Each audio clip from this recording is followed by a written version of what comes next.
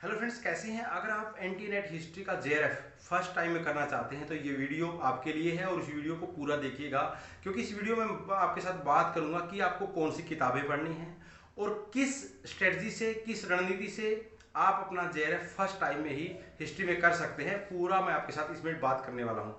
देखिए फ्रेंड्स, जैसे कि हमें पता है अब जो नेक्स्ट एनटी नेट का एग्जाम है वो जून में होने हो सकता है, मतलब ये कह सकते हैं 90% चांस है कि वो एग्जाम जून में होगा। तो आज हमारे पास जो दिन है जून को लेकर हाफ मंथ ये हो गया, अप्रैल मई जून, या ये कह सकते हैं कि हमारे पास टोटल 3 मंथ है। और 3 मंथ में हम कैसे तैयारी करें कि हमारा नेट हो जाए, जेआरएफ हो जाए। देखिए, काम तो थोड़ा टफ है, क्योंकि अब ये मान के चलो कि अब 3 मंथ में इतना बड़ा एग्जाम का सिलेबस कैसे कवर करें।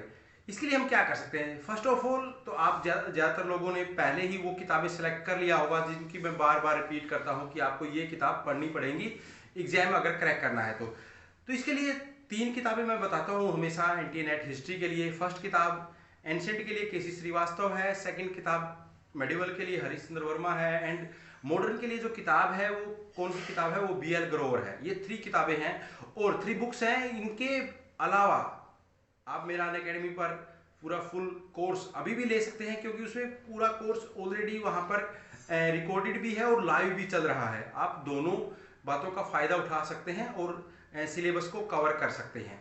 अब आते हैं हम कैसे अब कवर करें, कि कौन से टॉपिक हैं जो हम पहले पढ़ें, क्योंकि हमें क्या करना है, हमारे पास अब सिलेक्टिव टाइम है। तो सिलेक्टिव टाइम में कैसे हम पूरे सिलेबस को, मतलब जो पूरा सिलेबस जहाँ से ज़्यादातर क्वेश्चन आते हैं, जहाँ से हमारा जेआरएफ हो सकता है, उन टॉपिक को हमें टारगेट करके पढ़ना पड़ेगा।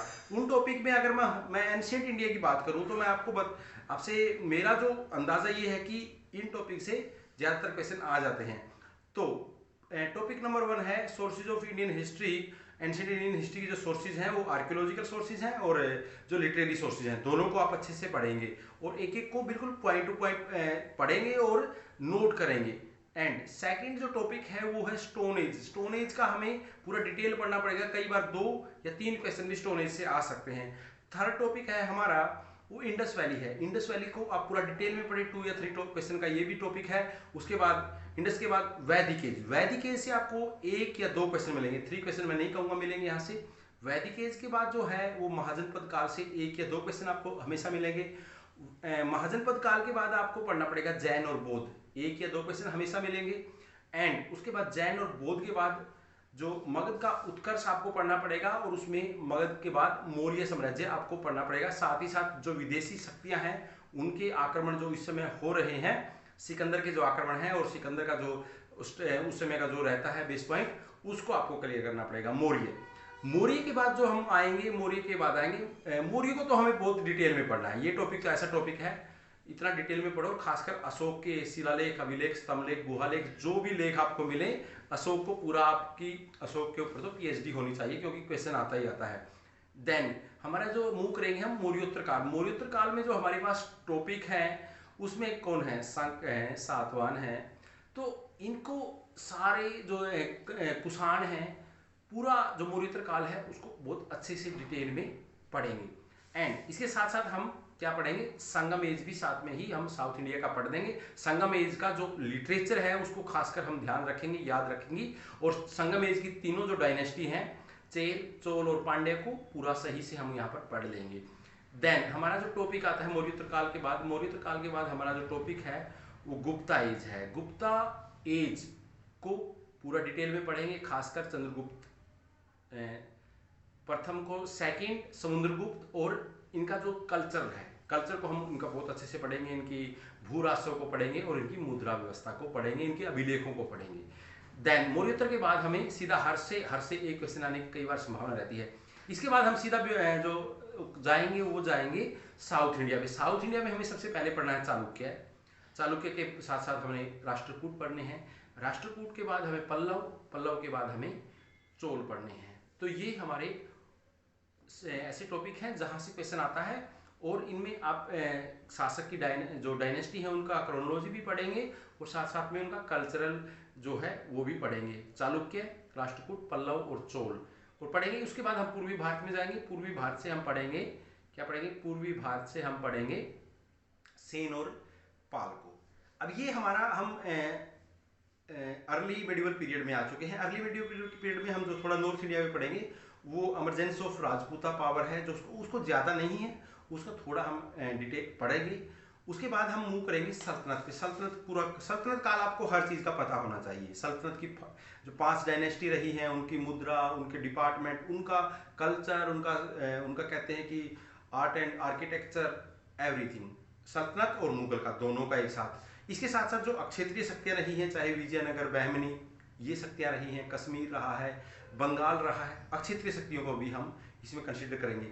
ये हमारा मेडिवल हमारा सबसे कहते हैं ना शॉर्ट पड़ता है। शॉर्ट और दो ही वो हैं, उनमें हमें अकबर को तो बहुत डिटेल में जाता, अकबर, जहांगीर और औरंगजेब, ये सबसे ज्यादा बार क्वेश्चन में पूछा जाता है। और सल्तनत में जो ज्यादातर क्वेश्चन आता है वो दास वंश के बलबन, इल्तुतमिश, कुतुबुद्दीन ऐबक और खिलजी के बाद तुगलक, सैयद और लोदी से कम क्वेश्चन यहाँ पर आते हैं। एंड हम मूव करेंगे मॉडर्न इंडिया में coming of European power in India. उसके बाद ये सारे इनके आपस में मॉडर्न इंडिया की जो आपस के वार हैं, कर्नाटक के वार हैं, या आपस में इनके वार हैं, या जो भारतीय रियासतें हैं उनके साथ इनके रिलेशन हैं, वो पहले तो इनका आपसी ये निपटते हैं। उसके बाद ये क्या करते हैं, भारतीय शासकों के साथ निपटते हैं।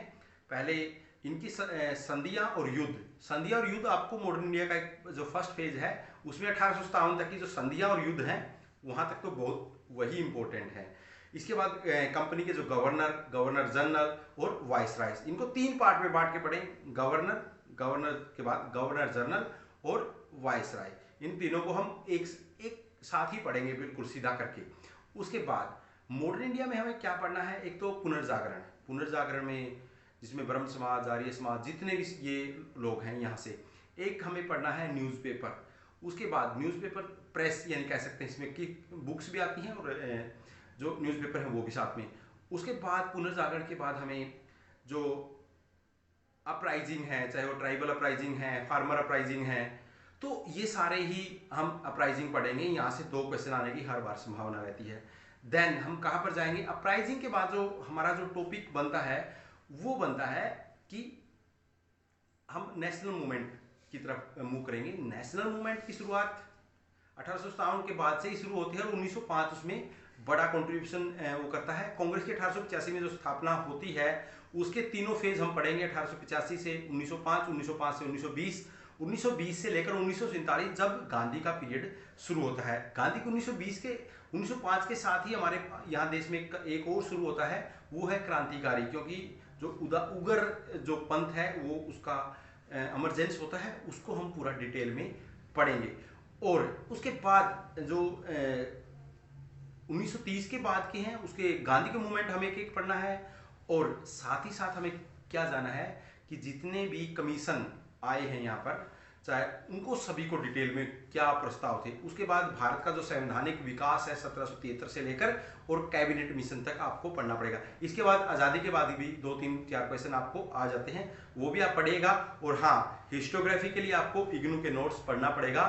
और इस तरह से अगर आप पढ़ेंगे तो जेआरएफ पक्का है। और इन्हीं 3 मंथ में आपको ये टॉपिक पढ़ने हैं और इन टॉपिक को पढ़ के अपने आप को तैयार करना है और अपना जेआरएफ क्रैक करना है। इसके साथ साथ फर्स्ट पेपर को आप कैसे पढ़ें, इसके लिए हम एक नेक्स्ट वीडियो बनाएंगे और उसमें पूरा डिटेल में फर्स्ट पेपर के बारे में बात करेंगे। अगर फ्रेंड्स आपको ये वीडियो अच्छा लगा, अगर हमारा ये प्रयास आपको सही लगता है, तो then share this video with your friend. Thank you.